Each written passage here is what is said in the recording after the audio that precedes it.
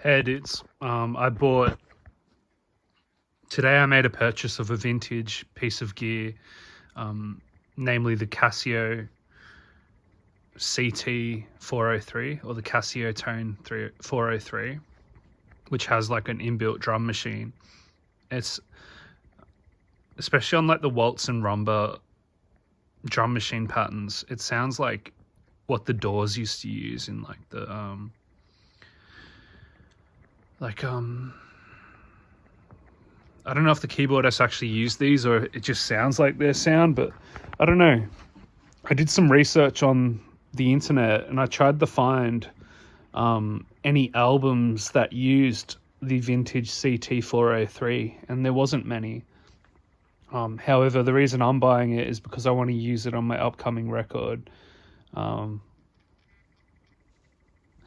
those faces that we used to do in the millennial days of growing up, where we had the like up triangle and then a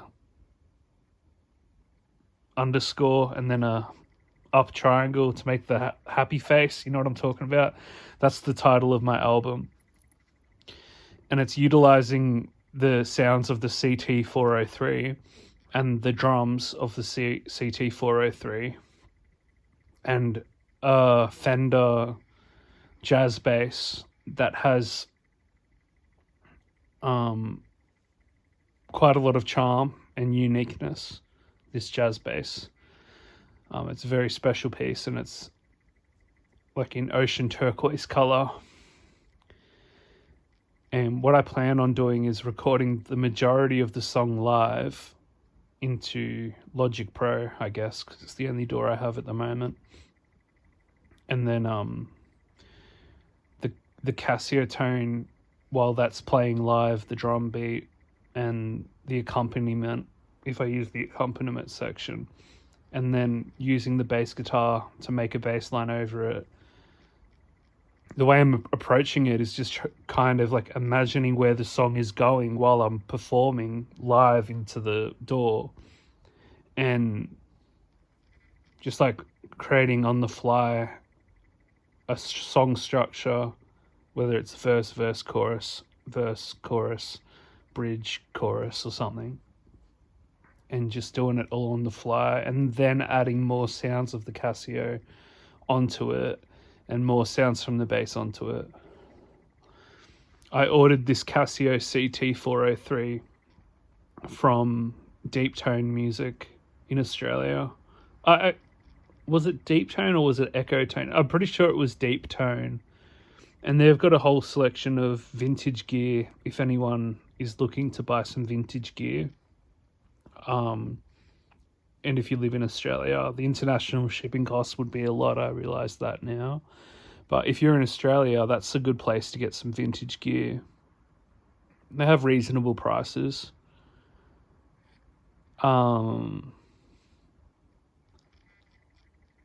There was some pretty good guitars on there as well, and I was tempted to get a guitar, but I ended up not getting the guitar.